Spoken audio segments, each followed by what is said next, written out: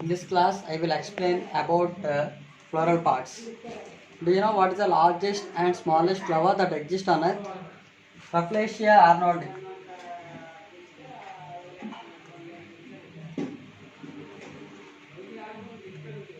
Rafflesia arnoldi is the largest flower that exists on Earth, and weight of this flower is nearly about 15 pounds. 15 pounds. And the smallest flower that exists on Earth is Wolfia. The size of this flower is the size of this flower is like a grain of rice. It's like a grain of rice.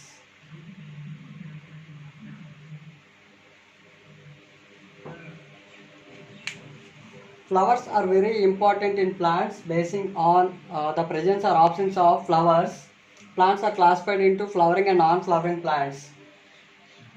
Flower is a characteristic and very important feature in flowering plants. Without flower in flowering plants, there is no plant. They cannot reproduce them without flowers. Flowers participate in and responsible for reproduction in plants. We can see flowers in different colors and different shapes because they attract pollinators. Mainly, most of the flowers have five parts. That is thalamus, sepals and petals, stamens and pistil. A group of sepals we call as calyx, and a group of petals called corolla, and a group of stamens we call it as androecium.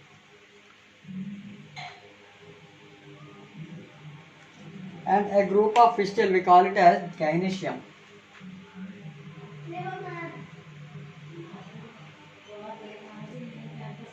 Androecium is the male sex organ and gynoecium is the female sex organ in plants. These two are responsible for reproduction in plants, in flowers. Okay. Thalamus, it is the point, it provides a sitting position to all parts of the plants. That is, the sepals, petals, stamens and pistils start their growth from this thalamus. It will be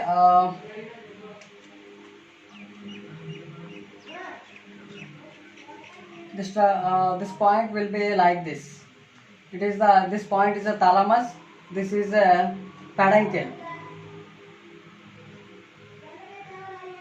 and it is the position, it is the point of thalamus. All the parts, sepals, petals, stamens and pistils starts their growth from this point. Okay. Next, sepals. A group of sepals we call it as calyx. These sepals are small leaf-like structures. They provide a protection when the flower was in bud stage.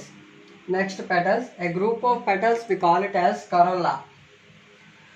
These petals are responsible for attracting pollinators, that is insects. Insects carry pollen grains from one flower to another flower. Next, stamens. Stamens are the male sex organs on flowers. The stamens will be like this. This stamen will be like this. It is the head. This head part of the stamen we call it as anther.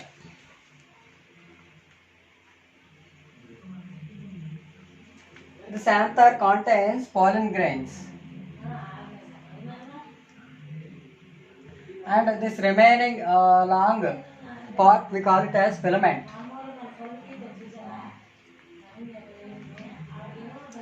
Next, pistil. Pistil is the female sex organ on flowers. It has a group of pistils we call it as gynoecium. This pistil contains three parts. It will be like this.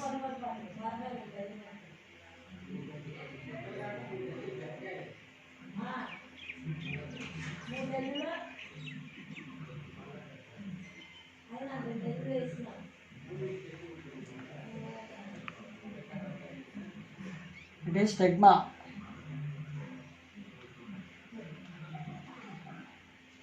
It is the long portion is called style, and this is the ovary. This ovary contains ovules. When the pollen grains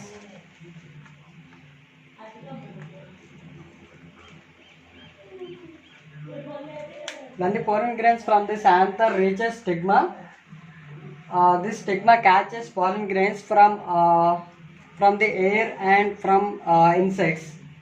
So when the pollen grains reached to this stigma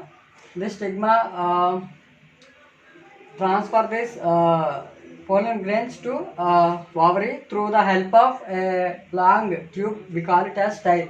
When the stigma catches pollen grains, the style will become to form a pollen tube. Pollen tube.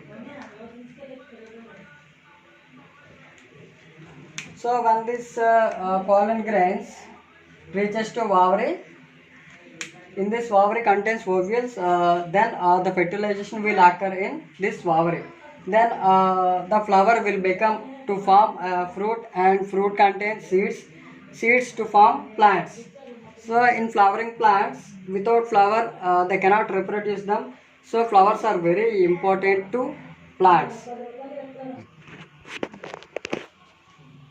This is a thalamus, and these are the small leaf-like structures. These are sepals, and these are the petals. Inside the petals, we can see male organs, stamens.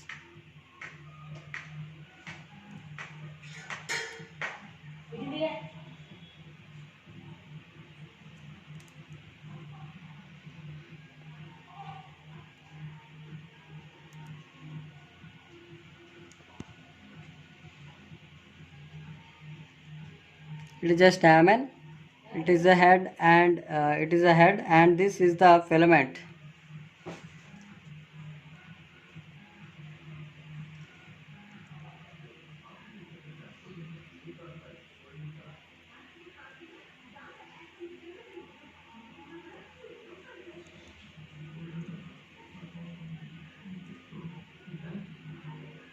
This is the pistil.